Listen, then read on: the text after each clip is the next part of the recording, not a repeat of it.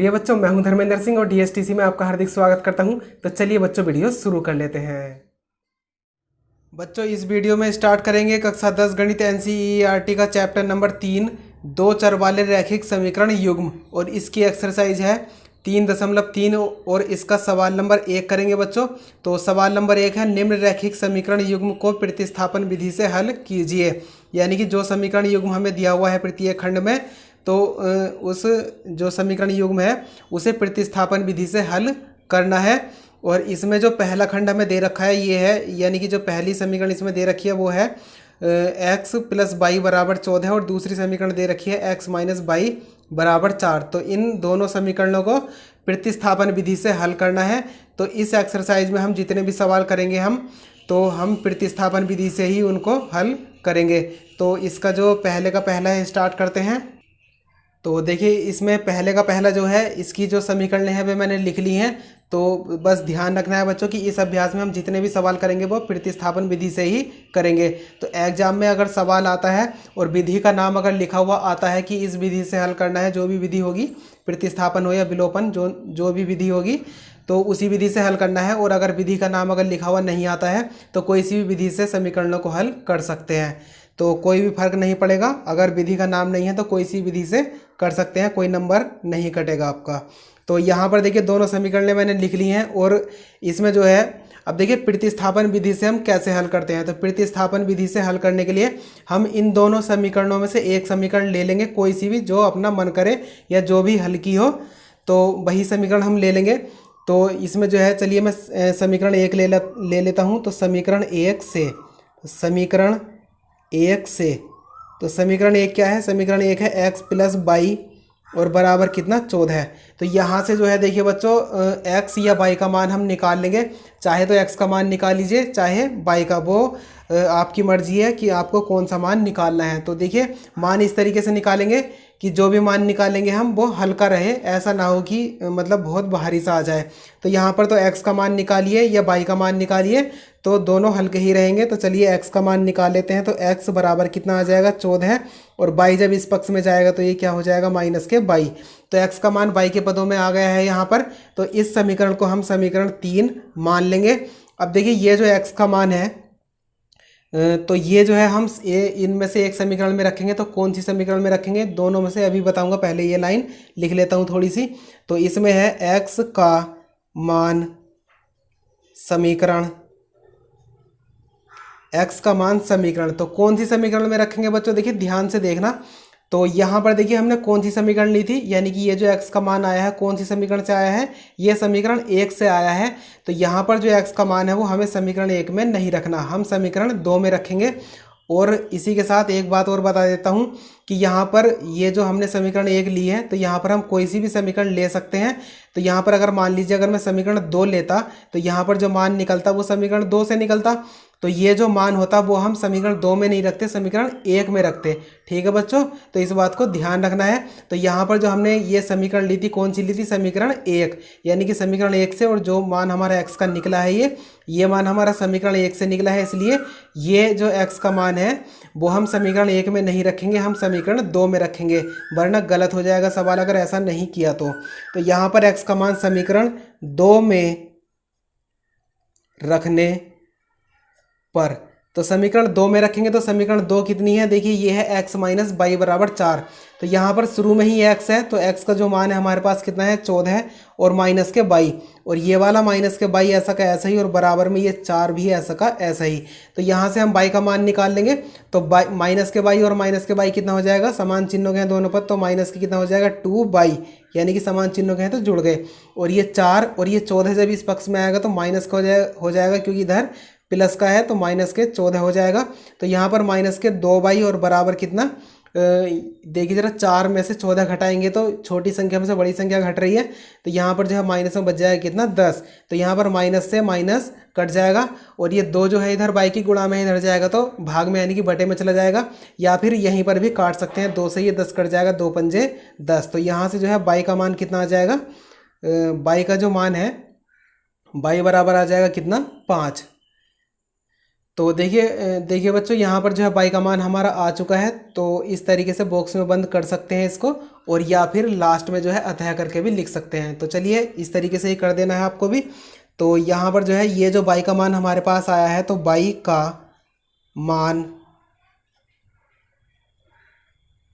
समीकरण, तो देखिए बच्चों यहाँ पर x का मान आए या y का मान आए वो तो इसके ऊपर निर्भर है कि यहाँ से अगर हम y का मान निकालेंगे तो यहाँ पर जो है देखिए जैसे यहाँ पर x का मान निकाला है तो y का मान निकल के आया है यहाँ पर, और अगर यहाँ पर y का मान निकालेंगे तो यहाँ पर x का मान निकल कर आ जाएगा। तो यहाँ पर जो भी मान आएगा वो मान यहाँ पर लिखेंगे, यानी कि y का मान समीकरण अब कौन सी में रखेंगे, जो भी यहाँ पर ये इक्वेशन हमने लिखी है समीकरण 3, तो समीकरण 3 में रख देंगे। तो समीकरण 3 में y का मान समीकरण 3 में रखने पर, तो समीकरण 3 में रखेंगे तो रखिए, तो ये कितना है x और बराबर कितना है 14 और माइनस से कितना है y, और y का मान कितना है 5। तो यहाँ से x और बराबर कितना आ जाएगा, x बराबर 14 में से हम 5 घटाएं तो कितना बचेगा 9। तो देखिए बच्चों यहाँ से x का मान भी निकल चुका है। तो ये जो पहले का पहला खंड था इसका सॉल्यूशन कंप्लीट हो चुका है बच्चों। तो यहाँ पर देखिए अगर ये दोनों ही मान अगर बॉक्स में बंद नहीं करने हैं इस तरीके से, तो आप यहाँ पे जो है अतः करके लिख सकते हैं कि अतः x बराबर 9 तथा y बराबर 5, जो भी आया है वही मान हम यहाँ पर लिख देंगे। तो देखिए मैंने बॉक्स में बंद कर दिए हैं तो अतः करके लिखने की आवश्यकता नहीं है। तो देखिए बच्चों इसका पहला जो खंड है ये तो कंप्लीट हो चुका है। तो इसका जो सेकेंड नंबर है दूसरा खंड वो स्टार्ट करते हैं। तो इसमें जो है यानी कि दूसरे खंड में जो समीकरण हमें दे रखी है वो लिख लेता हूँ बच्चों में।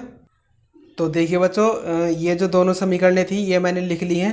तो पहली समीकरण है s माइनस टी और बराबर कितना है 3, ये पहली समीकरण है। और दूसरी समीकरण है ये कि s बटे 3 प्लस टी बटे 2 बराबर कितना 6, ये दूसरी समीकरण है। तो यहाँ पर देखिए अपनी मर्जी है कि हम कौन सी समीकरण से लेंगे, तो जो हल की है वही ले लेंगे।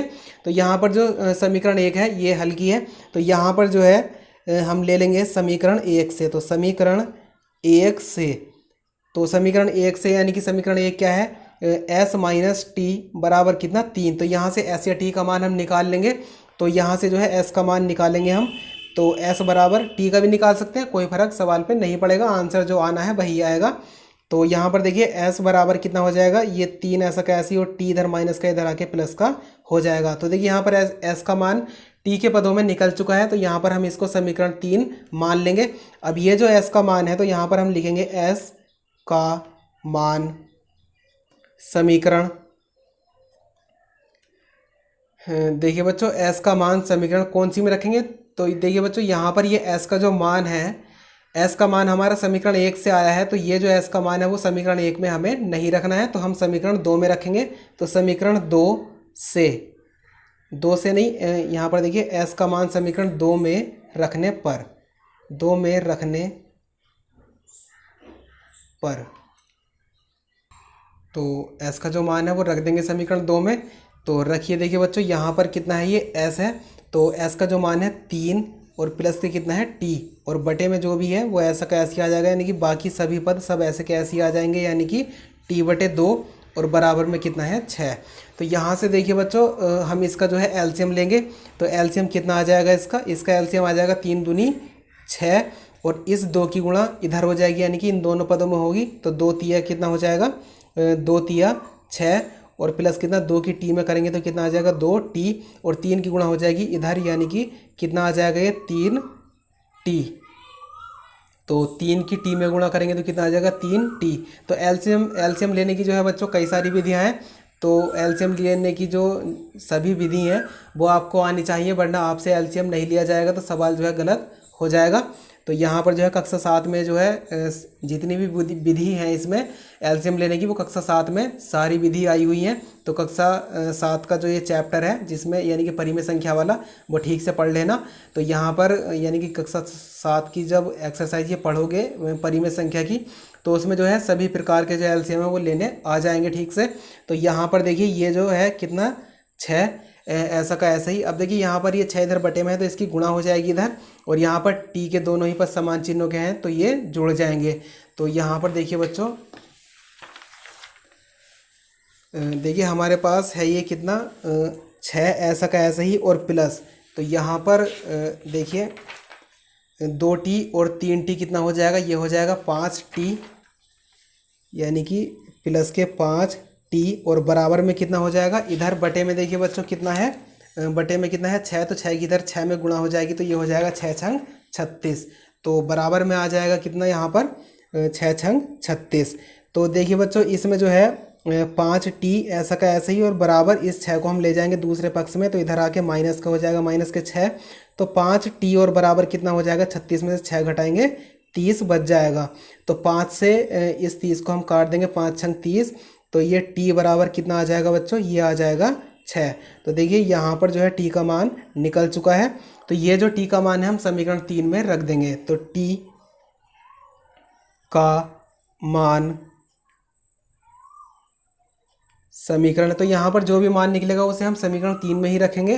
तो t का मान समीकरण 3 में रखने पर, तो t का मान समीकरण 3 में रखने पर तो रखेंगे समीकरण 3 में। तो समीकरण 3 देखिए बच्चों क्या है, तो समीकरण 3 है s बराबर 3 प्लस t, यानी कि s बराबर 3, s बराबर 3 और प्लस के t। तो t का मान हमारे पास कितना है बच्चों 6, तो यहाँ पर 6 रख देंगे हम। तो यहाँ पर देखिए s बराबर कितना आ जाएगा 6 और 3 की, यानी कि दोनों संख्याएं क्या है समान चिन्हों की जुड़ जाएंगी। तो यहाँ पर 6 और 3 कितना हो जाएगा 9। तो देखिए बच्चों s का जो मान है हमारे पास कितना आ चुका है 9 आ चुका है। तो देखिए यहाँ पर जो है ये जो पहले का दूसरा खंड है बच्चों, इसका सॉल्यूशन भी कंप्लीट हो चुका है। तो चलिए बच्चों इस वीडियो में इतना ही, और इसके जो अगले खंड हैं वे करेंगे हम अगली वीडियो में। तो उम्मीद करता हूँ बच्चों आपको हमारी वीडियो पसंद आई होगी। यदि आपको हमारी वीडियो पसंद आई है तो वीडियो को कर दीजिए लाइक, और अपने दोस्तों में कर दीजिए इसको ज़्यादा से ज़्यादा शेयर। और हाँ, चैनल पर पहली बार आए हैं तो चैनल को कर लीजिए सब्सक्राइब, और साइड में आ रही ऑल नोटिफिकेशन बेल पर भी क्लिक कर लीजिए, ताकि आपको हमारी लेटेस्ट वीडियो की इन्फॉर्मेशन समय पर मिलती रहे बच्चों। तो चलिए मिलते हैं अगली वीडियो में।